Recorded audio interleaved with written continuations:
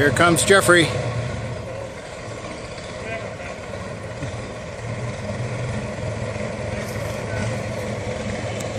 Remember.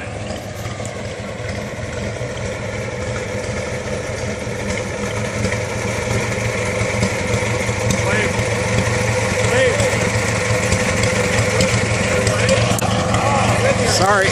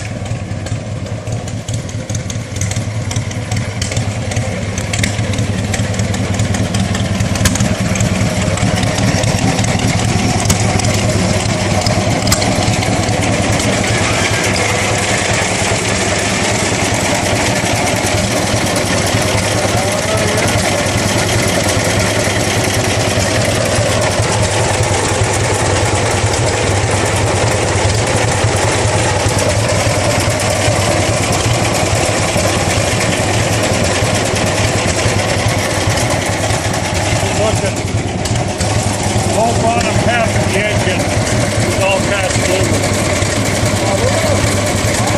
Cast aluminum all over the place on it, way ahead of it.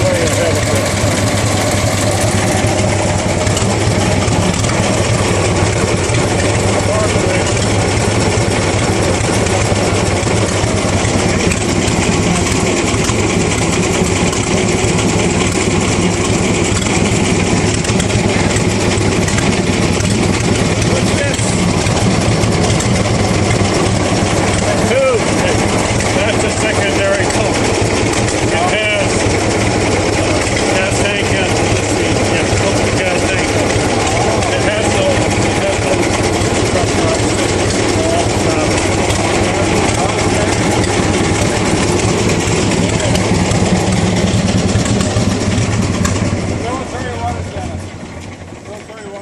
these trucks. The problem they had the first time is there was too many old cavalry guys still in the military. They didn't want to give up the horses. Okay. Yep. And so this original group was sent to a Packard dealer in Denver. After they made the presentation, did all the things that whatever they did, they sent them to Denver. Okay, then Salt Lake Press Brick or Interstate Brick here in Salt Lake found out about them, went back and bought them all. Loaded them on the train and brought them here, and that's how they got here. Oh. This one's really only had two owners, Interstate Brick and us. And why did you buy it? We didn't buy it, it was given to us. Oh. My dad, of course my family, my grandfather, they were foremen there. All my family worked at Interstate Brick for years. Okay.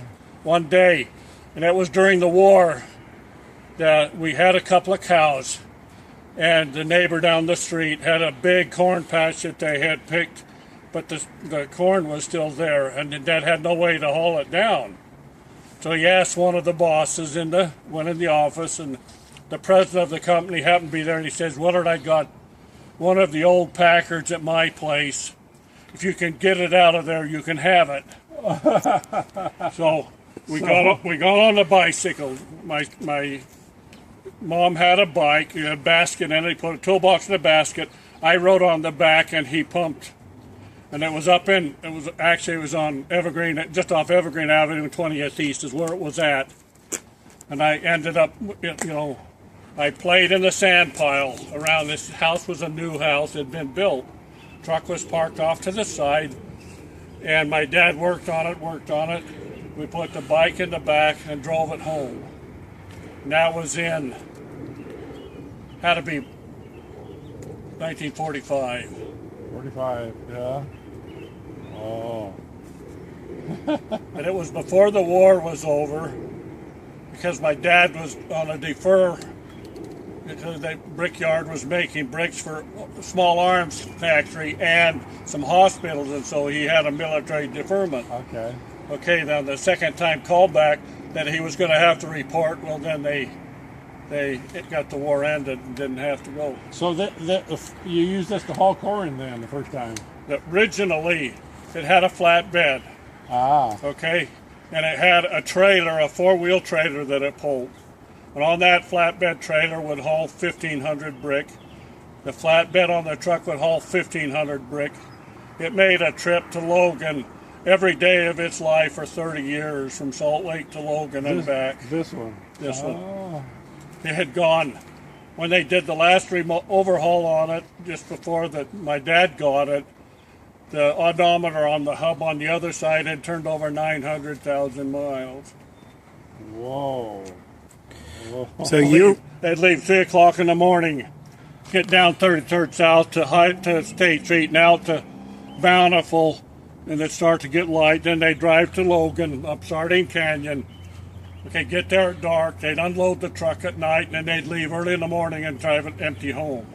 At 15 miles an hour? 15 miles an hour top speed.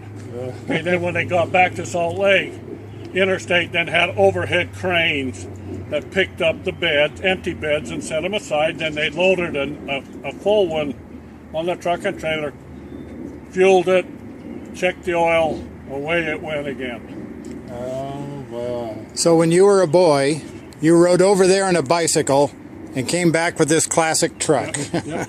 And how old were you? About 3. 3 years old. And you remember that trip? I remember it to this day. It must have been something special, because I remember it.